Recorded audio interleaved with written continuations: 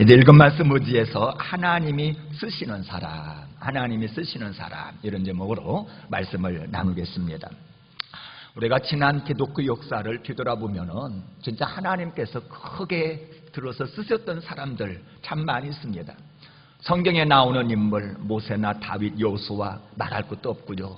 예수님의 11제자 말할 것도 없고, 초대교회의 터툴리안이나 중세 때의 오리겐 같은 사람들, 그야말로 역사의 족적을 남긴 큰 일꾼 아닙니까? 자, 그런데 우리가 기독교 역사를 말할 때에 사도 바울을 빼놓고서는 감히 기독교 역사를 설명할 수가 없을 것입니다. 신약성경 27권 중에 무려 13권을 쓰셔서 지금도 우리가 그 말씀을 읽으면서 얼마나 하나님을 깊고 넓게 발견하는 줄 모릅니다. 에베소 교회, 빌립보 교회, 고린도 교회를 비롯해서 당시 소아시아의 굵직한 교회를 사도 바울이 전부 다 세웠습니다. 주님을 위하여 환난도 많이 받고 고난도 많이 받고, 그리고 마침내 순교했습니다. 많은 역사가들이 이구동성으로 하는 말, 지금 유럽을 갖다가 기독교 문화로 바꾼 장본인이 바로 사도 바울이라 이렇게 얘기합니다. 모르긴 해도 우리가 하나님 나라에 가서 보면은 예수님 좌석 바로 옆에 빛나는 금면류관을 쓰고서 아름다우게 앉아 계실 양반이 바로 사도 바울이 아닐까, 이런 생각이 든다 이 말이죠. 자, 그래서 이 시간 우리가 살펴보려고 하는 것은 하나님께서 사도 바울을 이처럼 귀하고 아름다우고 복되게 들어 쓰셨는데 그렇게 들어 쓰신 이유가 도대체 뭐냐 하는 것입니다. 오늘 말씀을 통하여 여러분들도 진리의 말씀을 깨달으시고 남은 인생 살아가는 동안에 우리 하나님 앞에 알토란처럼 참으로 귀하고 복되고 아름답게 쓰임받아 여러분들의 인생길이 복되고 아름다웠기를 주 이름으로 축복합니다. 자, 우리 하나님께서 바울을 참으로 귀하게 들어 쓰셨는데 이렇게 들어 쓰신 이유가 과연 무엇일까? 첫 번째로 바울에게는 감사가 있었다는 겁니다. 아마 어느 형편, 어느 사정 속에 놓아도 사도 바울의 마음을 이렇게 열어보면 속에 감사가 아마 퐁퐁퐁 솟아나고 있었겠다, 이런 생각이 듭니다. 사실 우리가 같이 일하면서 겪는 여러 가지 고통 중에 가장 크고 일반적이고 중요한 고통이 대인 관계에서 오는 고통이 아닙니까? 같이 내가 일하고 있는 동료가 내 마음에 꼭 들었으면 좋겠는데 내 마음에 들지 않는 사람이 많이 있다 이 말이죠. 아니, 어떤 사람은 좀 말을 좀 곱고 아름답게 했으면 좋겠는데 말이 왜 이렇게 짜증스럽고 참으로 왜 이렇게 좀 이렇게 거친지, 그것 때문에 싫어요. 어떤 사람은 자기 주장이 강하고 아주 독선적이라 영 싫어요. 어떤 사람은 이기적이고, 어떤 사람은 외모가 좀 빠지고, 어떤 사람은 인격이 좀 안 되고, 세상 참 다양도 해요. 그래서 이런 사람들하고 같이 일하다 보면은 눌리게 되어지고, 그래서 힘이 드는 경우가 왕왕 있다는 겁니다. 그런데 여러분, 정직하게 곰곰하게 생각해 보면은 세상에 100% 내 마음에 꼭 드는 사람이 있습니까? 100% 내 마음에 드는 사람 없습니다. 아니, 내가 낳아서 내가 10년, 20년 공들여 키운 자식도 내 마음에 안 들어. 오히려 애물단지가 되어서 내 속을 썩일 때가 너무나 많고, 여러분들의 배우자를 그냥 한순간에 뚝딱 그냥 그렇게 결정했습니까? 아니거든요. 고르고 여기에다가 기도까지 하고 금식까지 해가지고 그래도 됐다 해가지고 골랐는데 살아라 보니 이 사람 때문에 속 썩는 경우가 또한 얼마나 많습니까? 여러분, 100% 완벽한 사람 있나요? 없습니다. 어떤 사람 장점이 있는가 하면은 단점이 있고, 어떤 사람은 단점이 있는가 보면은 알토란 같은 장점이 있습니다. 아니, 어떤 사람을 보면은 그 장점이라고 하는 그것이 환경과 상황에 따라서는 그게 또 단점이 될 수 있어요. 나는 그것이 단점이라고 생각했는데 살다 보니까 그 단점이 나중에는 장점이 되더라 이 말이지요. 그래서 환난 날에 영웅 난다 하는 것 아니겠습니까? 근데 로마교회 성도들도 가만히 보니까 예수를 믿는다고는 하지만 완전한 사람들이 아니더라 이 말이지요. 단적인 예가 우상 제물이었습니다. 로마서 14장인가 보면은 우상 제물을 놓고 로마 성도들이 서로 싸우는 겁니다. 한쪽은 우상제물 먹어도 된다. 무슨 말이냐? 그 우상제물을 먹어서는 안이 된다. 그래가지고는 싸우는 겁니다. 먹어도 된다는 쪽은 먹지 말자는 쪽을 갖다가 업신여겨요. 아이고, 저것들은 지식이 좀 부족해가지고 다 기도하고 아멘으로 먹으면 되는데, 아니 그것도 모르고 그거 못 먹는다고 야단법석이라고. 근데 먹지 말자는 쪽은 먹는다는 쪽을 비판합니다. 그 우상제물을 먹으면 어떻게 돼? 부정타게 지어지고 귀신과 잘못하면은 교제하는 꼴밖에 안 되는 거야. 그러면서 찌그락짜그락 싸우니까 교회 분위기가 이제 말이 아닌 것입니다. 뿐만 아니라 어떤 사람은 율법신앙, 행위신앙에 매여가지고는 믿음의 참 자유를 갖다가 누리지를 못하는 거예요. 근데 반면에 어떤 사람 보면은 믿음으로 구원을 받는다고 하는 그 믿음으로 말미암은 자유를 갖다가 오해해가지고는 완전히 기독교적 윤리의식이 없이 방종하는 신앙으로 빠져들고 있더라 이 말이지요. 여러분들이 이런 교회를 보면은 감사가 나오겠습니까? 여러분들이 이런 성도를 보면은 감사가 나오겠습니까? 원망 나오죠. 대본에 비판이 나옵니다. 근데 놀랍게도 오늘 본문을 보면은 바울 사도는 이런 로마교회 성도들을 보면서도 감사하다 그랬습니다. 자, 우리 8절을 같이 한번 읽어봅니다. 8절 시작. 먼저 내가 예수 그리스도로 말미암아 너희 모든 사람에게 관하여 내 하나님께 감사함은 너희 믿음이 온 세상에 전파됨이로다. 너희 모든 사람에 관하여, 너희 모든 사람 때문에, 너희 모든 사람을 인하여 하나님께 감사한다 그랬습니다. 그러면 사도 바울의 이 감사 이유가 무엇입니까? 감사 이유가 너희 믿음 때문에 감사한다. 믿음의 동그라미입니다. 다시 말해서 로마 교회에 이런저런 문제가 상당히 많았지만은 그럼에도 불구하고 사도 바울이 가만히 보니까 믿음 하나만큼은 확실히 있더라는 겁니다. 그리고 그 믿음이 점점점 성장하더니 온 세상에 소문난 믿음으로 번져가고 있더라 이 말이죠. 다시 말해서 사도 바울의 감사는 로마 성도들의 장점을 본 감사입니다. 로마 교회들에게 있는 좋은 점, 그 좋은 것 있는 것을 바라본 데서 오는 장점이었습니다. 그리고 이 장점을 볼 때에 감사할 수 있는 사람이 되었다라고 하는 것입니다. 자, 그런데 중요한 것은요, 사람마다 여기 우리 지금 한 20, 30명이 사람이 있는데 사람마다 어떤 사물이나 현상이나 어떤 사람이나 이 모든 보는 관점이라고 하는 것이 있습니다. 근데 관점에 따라서 보는 방식이나 평가나 이 모든 것이 다 다른 겁니다. 어떤 사람은 유독이 상대방의 장점을 잘 보는 사람이 있어요. 그리고 장점을 보는 사람은 매사에 긍정적으로 해석을 합니다.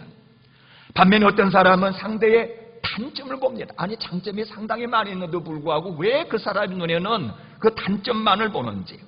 그리고 단점만을 보는 사람은 매사에 부정적으로 해석을 하면서 비판으로 나가고 원망과 불평으로 나가더라 이 말이지요.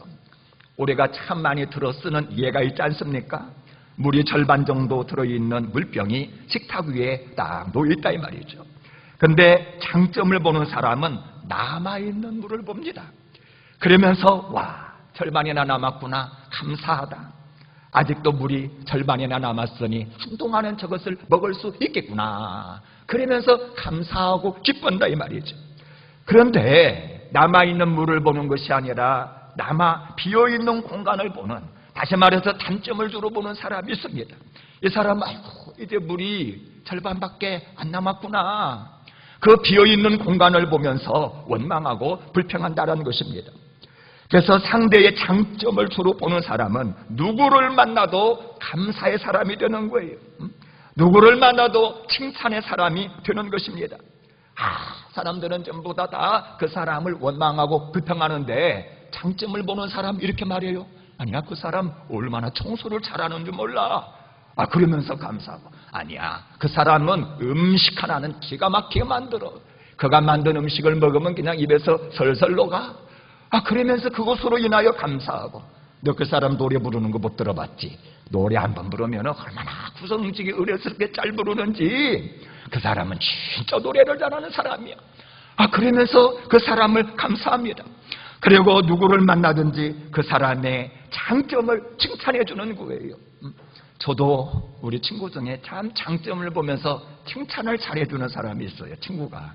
저 참 부족하고 연약한 목사인데 그 친구랑 같이 다니면은 늘 저를 소개하면서 이사 목사는 뭐 개척했는데 이렇게 목회라 뭐라고 늘 장점을 보면서 칭찬해주고 그러니까 그 친구랑 자꾸 친구가 되는 거예요. 그 친구 앞에 있으면은 왠지 모르게 자신감이 생기고 행복해지고, 그러니까 그 친구는 나를 더 좋아하게 되고 나는 그 친구를 더 좋아하게 되어지면서 더 가까이 지내기는 것을 볼 수 있습니다. 그런데 바울 사도야말로 단점이 아니라 장점을 보는 사람이었습니다. 없는 것이 아니라 있는 것을 보았다는 것입니다. 그래서 누구를 붙여놔도 늘 사도 바울은 감사하고 기뻐하고 칭찬했다는 것이지요. 여러분, 고린도 교회 그러면은 얼마나 문제가 많은 교회입니까? 파당의 문제, 음란의 문제, 여기에서 질서의 문제. 그런데 고린도서 1장 14절에 보면은 4절에 보면은 고린도 교회를 인하여서도 사도 바울은 하나님께 감사한다 그랬습니다. 왜 그러냐면은 사도 바울이 가만히 보는 것이 보니까 장점이 있더라 이 말이지요. 있는 것이 있어요. 그게 뭐냐면은 은혜가 풍성하더라. 은사를 충분히 받았더라. 어떤 사람은 방언을 잘하고 어떤 사람은 예언을 잘하고 어떤 사람은 신유가 있어서 질병을 치료해 주기도 하고. 그런데 다른 관점에서 보면은요, 분명히 은사 때문에 문제가 많았거든요. 방언하는 사람은 방언 못하는 사람을 갖다가 못한다고 그러고, 방언이 최고의 은사인 양 아주 의시되고, 이 은사 때문에 사실은 교만해지고 질서가 없어가지고 고린도 교회가 문제가 많았는데, 그럼에도 불구하고 사도 바울은 은사가 풍성한 자체는 감사하다라는 거예요. 장점을 보고 긍정적으로 해석을 하는 것입니다. 그래서 너희들이 받은 그 다양한 은사 위에 사랑만 곁들여지면 이것은 왔다다. 그러면서 고린도 13장에 모든 은사 중에서 그 사랑을 구하라. 그러면서 사랑을 갖다가 쫙 하면서 이 사랑으로 말미암아 모든 은사가 아름답게 사용되어지므로 고린도 교회가 더 능력 있는 교회가 되기를 원했던 것입니다. 그러니까 바울의 감사는 장점을 보는 데서 오는 감사였습니다. 그리고 긍정적으로 범사를 해석하는 데서 오는 감사였다는 것입니다. 그리고 하나님은 장점을 보고 감사하는 이런 사람들을 귀하고 복되게 들어 쓰시는 줄로 믿으시기를 바랍니다. 반면에 희한하게 우리 주변에 보면은 어떤 사람은요, 참 장점이 많은데 유독 이 단점을 보는 사람이 있어요. 없는 것을 보고서 그것을 비판하고 그것을 갖다가 원망하는 사람이 있습니다. 그런데 여러분, 이런 사람의 특징이 뭐냐면은 주변에 친구가 없습니다. 보면은 몇 개월 못 사귀어요. 생각해보면은 당연한 이치 아닙니까? 처음에는 사람을 만날 때 이 사람 기대를 가지고 갑니다. 근데 사귀어보면은 단점이 틀림없이 있고 그 단점이 보이잖아요. 그러면 그 단점을 늘 그냥 생각하고 지적하고 비판하다 보면은 서로 싫어하면서 그냥 또 헤어지게 되는 거예요. 또 다른 사람을 기대감을 가지고 사귀지만은 역시 단점을 봅니다. 그래서 비판하다가 헤어지고, 이 사람은 어느 공동체를 가든지 3년을 못 견디에요. 이 사람 실망, 저 사람 실망, 이러다가 쭉쭉 보다가 또 헤어지고. 그래서 이런 사람들은 보면요, 사실 친구가 문제가 있는 것이 아니고 단점을 잘 보고 부정적으로 해석하고 비판하는 자기 자신이 문제가 있는 사람이라고 하는 것입니다. 이제 원하기는 사도 바울처럼 그저 장점을 바라보고 그 장점을 칭찬하고 그 장점으로 인하여 감사할 수 있는 저와 여러분들이 되시기를 주 이름으로 축복합니다. 이런 사람들은요, 어디를 가든지 살아남습니다. 어디를 가든지 즐겁게 생활합니다.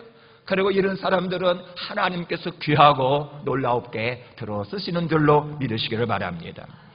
자, 하나님께서 바울 사도를 들어 쓰신 이유, 두 번째로 바울에게는 기도가 있었다는 거예요. 진짜 남다른 기도 생활이 그의 중심 속에는 있었습니다. 여러분, 바울 사도는 그야말로 예수님을 아주 극적으로 만난 사람 아닙니까? 3층 천, 저 3층 세계, 저 하나님 나라의 비밀한 것을 다 보고 온 사람 아닙니까? 성경을 13권이나 쓸 수 있을 만큼 그는 진짜 신령한 사람이었습니다. 그러면 우리는 생각하기를 이 정도 되면은 기도 안 해도 웬만한 사역은 잘 감당할 수 있을 것이라, 이런 생각을 하게 되어집니다. 그런데 놀랍게도 사도 바울의 기도 생활을 보면은 아무것도 없는 자처럼, 진짜 부족한 자처럼, 참으로 하나님이 도와주지 않으면은 아무것도 할 수 없는 자처럼 그렇게 중심에 기도를 두고 생활했다는 것입니다. 그래서 빌립보서 1장 4절에 보면은 간구할 때마다 너희 무료를 위하여 기쁨으로 항상 간구한다. 골로새서 1장 3절에 보면은 우리가 너희를 위하여 기도할 때마다 하나님 곧 우리 주 예수 그리스도 아버지께 감사한다. 데살로니가전서 1장 2절에도 보면은 우리가 너희 모두로 말미암아 항상 하나님께 감사하며 기도할 때마다 너희를 기억한다. 그의 모든 사역의 중심에는 기도가 있었고 늘 기도하는 사람이었다는 겁니다. 오늘 본문 9절도 보세요. 우리 9절을 같이 한번 읽습니다. 시작. 내가 그의 아들의 복음 안에서 내 심령으로 섬기는 하나님이 나의 증인이 되시거니와 항상 내 기도에 쉬지 않고 너희를 말한다. 로마 교회를 놓고 기도했는데 여기 보니까 항상 기도했다.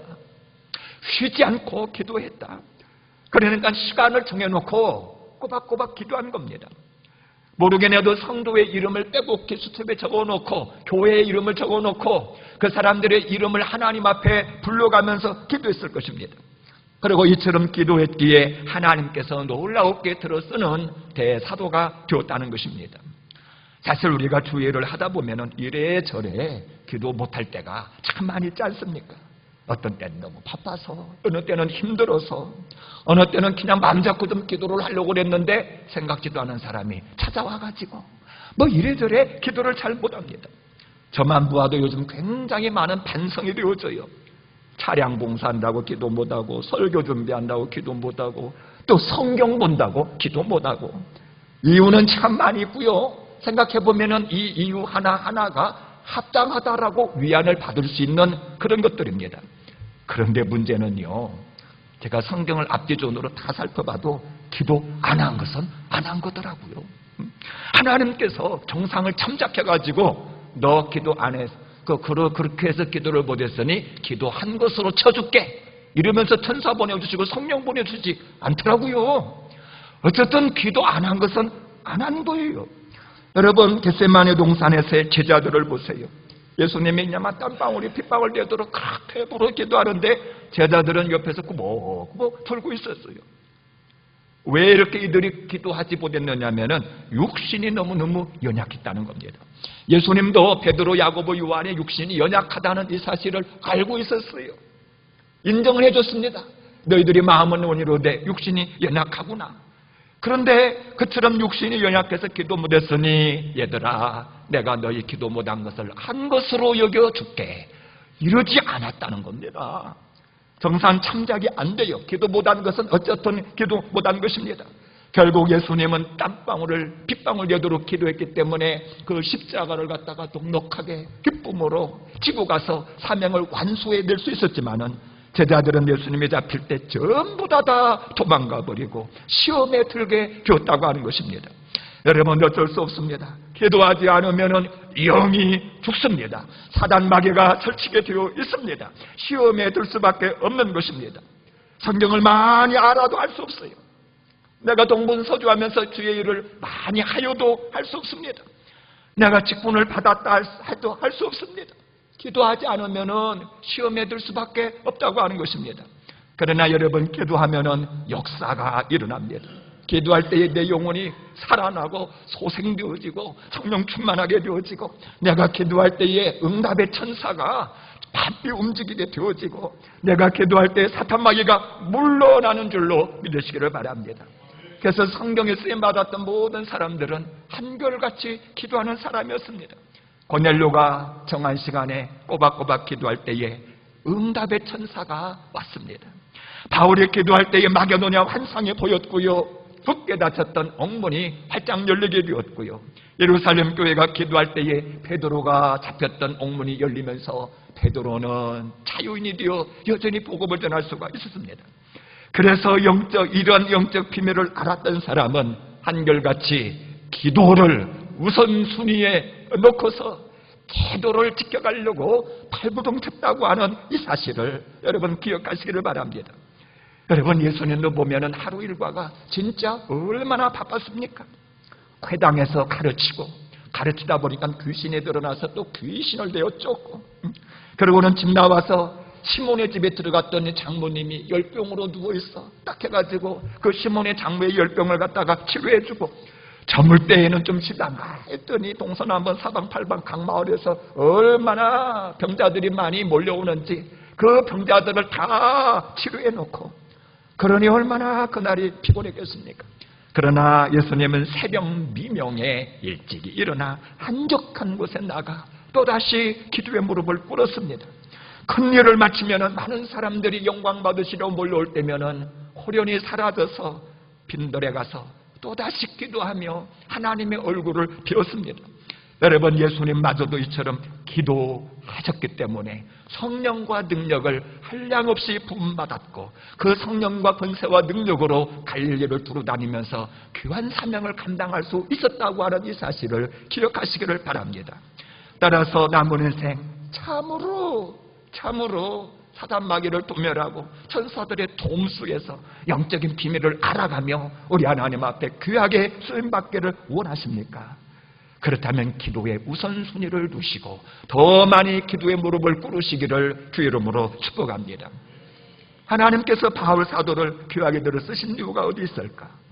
세 번째로, 바울에게는 견고케 해두려고 하는 열정이 있었던 사람이었습니다. 다른 사람의 연약함과 넘어짐과 부족함을 가만히 볼 수가 없는 거예요. 어떻게 하든지 가서 붙들어주고 세워줘야 마음의 위안을 받는 사람이 바로 사도 바울이었다는 겁니다. 여러분, 로마 교회를 누가 세웠느냐? 바울이 안 세웠어요. 예수님의 제자들이 세운 것도 아닙니다. 로마에 살고 있었던 유대인들이 세운 교회입니다. 그러니까 로마에 살고 있던 유대인들이 오순절을 맞이하여서 예루살렘에 왔어요. 성전 제사를 드렸는데 마침 그때 오순절 성령 강림하는 현장을 목격하게 된 거예요. 그리고 이들도 성령 충만함을 받은 겁니다. 와, 예수님이 진짜구나. 이걸 깨닫는 사람이 다시 로마 자기 동네에 돌아가서 그곳에서 세운 교회가 바로 이 로마 교회입니다. 다시 말해서 로마 교회 성도들은 사도들이 들려주는 정확한 가르침을 받지를 못했습니다. 성경 지식이 제대로 없는 사람이었습니다. 그러다 보니까 유대 출신의 교인들은 유대교적이고 율법적으로 신앙생활을 하고, 헬라 출신의 교인들은 믿음으로 구원받는다는 말씀을 오해해가지고 방종하고, 사도 바울이 보니까 교회가 너무너무 연약한 겁니다. 성경 지식도 없지, 자기 주장만 강하지, 서로 싸우고 있지. 근데 사도 바울의 위대한 점이 어디에 있었냐면은 이들의 연약한 신앙을 견고케 해주고자 하는 간절함이 저에게는 있었다는 겁니다. 우리 11절을 같이 한번 읽어볼까요? 11절 말씀 시작. 내가 너희 보기를 간절히 원하는 것은 어떤 훌륭한 은사를 너희에게 나누어 두어 너희를 견고하게 하려 함이라. 당장이라도 달려가고 싶은 겁니다. 그래서 훌륭한 은사의 통로가 되어서 이들의 신앙을 견고케 해주고 싶었어요. 저들의 신앙생활에 아름다운 열매가 주렁주렁 맺히는 것을 보고 싶어 했다는 것입니다. 그래서 13절에 보면은 실제로 사도 바울이 로마로 가려고 얼마나 많은 노력을 했는 줄 모릅니다. 그런데 희한하게도 하나님이 길을 열어주지 않아. 그때마다 길이 막히는 거예요. 이제 사도 바울의 마음이 얼마나 안타까운지. 근데 사도 바울이 그래서 포기를 했느냐? 그렇지 않습니다. 훗날 길이 열리면 그때 방문하기로 하고 대신 편지를 썼는데 그 편지가 뭔줄 아십니까? 판으로 오늘 읽은 로마서예요, 로마서. 근데 여러분, 이 로마서가 얼마나 위대하게 쓰임을 받았는지 모릅니다. 당시 로마 교회를 견고하게 세운 것은 물론이고, 오늘날 우리가 살아가는 교회들마다 연약하고 잘못된 믿음을 견고하게 세우는 이신득의라고 하는 귀한 이 진리를 담고 있는 이 로마서를 이렇게 해서 사도 바울이 쓰게 되었다는 겁니다. 어찌 보면은 자꾸 이 막은데도 하나님이 귀한 섭리가 있는 것 같아요. 로마서를 쓰게 하려고. 그래서 길이길이 많은 사람들이 신앙을 갖다가 붙들어 주려고 하나님께서는 막으셨는지 모릅니다. 아무튼 알 수 있는 것이 뭐냐면은 누군가의 연약한 점을 보았을 때에 이들의 연약함을 붙들어주고 이들의 연약함을 견고해 주려고 하는 열정이 바로 이 사도 바울에는 있었다는 겁니다. 그리고 이것을 우리 하나님 귀하게 들어서신 줄로 믿으시기를 바랍니다. 여러분 느헤미야도 보세요. 예루살렘 성벽이 회파되었다는 소식을 들었습니다. 조국이 너무나 연약한 겁니다. 너무나 불쌍한 생각이 드는 겁니다. 이때에 예레미야의 마음속에 느헤미야의 마음속에 들었던 것은 뭐냐면은 성전 재건을 위한 강한 열망이 마음속에 생기게 되는 것입니다. 그래서 눈물로 기도합니다. 그리고 기도의 기회를 따라 목숨을 내놓고 아닥사스다 왕에게 계획을 말합니다. 사실 자기 자신은 아닥사스다 왕의 비서실장으로 있었기 때문에 먹고 살고 부귀영화 누리고 사는 데에 전혀 지장이 없는 것입니다. 그러나 민족의 그 연약함을 갖다가 외면할 수가 없는 것입니다. 그래서 기도하고 왕에게 요청하여 참으로 요청하는 이 느헤미야를 하나님께서는 귀하게 들어쓰셔서 회파단 예루살렘 성벽을 재건하고 오늘날도 우리의 생각 속에 입속에 느헤미야의 이름이 있는 줄로 믿으시기를 바랍니다. 옛날에는 지금이나 똑같지요. 연약한 자들을 붙들어주고자 하는 열망이 있는 이 성도, 이 목사, 이런 일꾼들 우리 하나님께서 귀하게 들어쓰시는 줄로 믿으시기를 바랍니다. 자, 하나님께서 사도를 들어쓰신 이유가 무엇인가? 네 번째로 바울에게는 빚진 자 의식이 있었어요. 빚진 자 의식. 사실 우리가 살다 보면은 이래저래 빚을 지는 경우가 왕왕 있지 않습니까? 근데 은행 빚을 졌다, 이거 꼭 갚아야 돼요. 원금을 못 갚으면은요, 이자라도 달달이 갚아야 됩니다. 못 갚았다? 경매 들어가고 잘못하면은 담보물 다 날라갑니다. 그래서 이 빚진 자는요, 빚을 갚아야 된다는 마음의 부담감이 항상 있는 것입니다. 그래서 빚을 갚기 위하여서 때로는 소비를 갖다가 줄이기도 하고 때로는 더 많은 일거리를 넣어서 돈을 벌기도 하는 것이 빚진 자의 마음인 것입니다. 근데 사도 바울도 빚진 자인데 다름이 아니라 복음의 빚진 자라는 거예요. 자, 우리 14절을 같이 한번 읽어볼까요? 시작. 헬라인이나 야만이나 지혜 있는 자나 어리석은 자에게 다 내가 빚진 자라. 물론 여기서 말하는 빚은 한 번 갚으면 끝나는 경제적인 그런 빚은 아닙니다. 법정에서 시비를 가려야 한다거나 감옥에 가고 안 가고 하는 그런 빚은 아닙니다. 사도 바울이 말하는 빚은 도덕적인 빚이요, 인격적인 그런 빚이었습니다. 여러분, 사실 우리는 부모님 앞에 서면은 전부 다 빚진 자 아닙니까? 부모님이 10달 동안 뱃속에서 키워주셨고 아픔으로 낳아주셨고 그리고 우리가 어렸을 때에 먹이고 입히고 그리고 학교 보내고 참으로 부모님 앞에 서면은 우리는 엄청나게 빚을 진 사람입니다. 그런데 여러분, 이 빚은 한 번에 싹 갚아버릴 수 있는 그런 빚입니까? 아니거든요. 법정에 서서 시시비비를 가려야 되는 그런 빚입니까? 그것도 아닙니다. 이것은 도덕적인 빚이에요. 이것은 인격적인 빚입니다. 그래서 부모에게 빚진 자 의식을 가진 자식은 부모에게 참 잘합니다. 용돈도 드리고 전화도 해드리고 생신 때면은 찾아뵙고. 그래서 이 빚진 자 의식이 있는 자식은 효녀가 되는 겁니다. 근데 부모 앞에서도 전혀 빚진 자 의식이 없는 자식은 무관심해요. 불효자 되는 것입니다. 아니, 안타까운 것은요, 자기가 불효자인데도 불효자인 줄도 모르고 그렇게 인생을 살아가더라 이 말이지요. 근데 사도 바울은 하나님 앞에 설 때마다 자기가 엄청나게 빚을 진 빚진 자라고 하는 것을 알았습니다. 죄값을 치를 수가 없어서 지옥에 떨어져 지옥에서 영생해야 되는데 내 대신 예수님의 십자가에 내어주심으로 구원하여 주셨고 자녀 삼아주셨고 천국을 기업으로 주셨으니 얼마나 큰 빚을 진 것입니까? 약하고 부족한데 사도로 불러주었습니다. 그리고 천사도 흠모할 직임을 주셨습니다. 그러니 얼마나 감사한지 생각해보면 이것이 은혜요. 그리고 이 은혜를 깨달은 즉시 이것은 바로 빚진 자가 되는 것입니다. 내가 아무것도 아닌데 하나님이 이 놀라운 은혜를 베풀어 주셨으니 이 은혜 내가 무엇으로 보답할꼬 하는 빚진 자가 되는 것입니다. 그런데 사도 바울은요, 여기에서 한 단계 더 나아갑니다. 이처럼 자녀 삼아주고 사도 삼아주신 것은 단순히 나만을 위한 것이 아니라는 생각을 한 겁니다. 나 천국 보내려고, 나에게 명예 주시려고, 나 잘 먹고 잘 살게 하려고 하나님이 나를 구원시키시고 사도 삼으신 것 아니라고 하는 것을 알았습니다. 복음 전에서 죽어가는 사람 살리라고 구원해 주시고, 그래서 사도의 직임도 주시고 성령도 주시고 물질도 주셨다고 하는 이 사실을 그가 알았다는 겁니다. 다시 말해서 너희 때문에 오늘날 내가 있다, 이런 생각을 한 것입니다. 여러분, 요즘 공무원의 인기가 하늘을 치솟지 않습니까? 보니까 국가에서 봉급 척척 주지요. 정년 65세까지 보장해 주지요. 복지 혜택도 잘해 주지요. 그러니까 대기업 때려치고 전부 다 공무원 되겠다고 하는 사람이 한두 명이 아닙니다. 그럼 여러분, 왜 국가에서 공무원들에게 이처럼 잘해 줍니까? 공무원 그 사람 이뻐서? 그냥 공무원이라는 그 사실 자체가 좋아서 그냥 먹여 살립니까? 아니거든요. 국민들을 잘 돌보라는 것이지요. 돌보라는 것이죠. 이런 의미에서 공무원들은 국민들에게 빚진 자입니다. 공무를 태만히 했다, 이것은 징계감입니다. 사도 바울도 마찬가지입니다.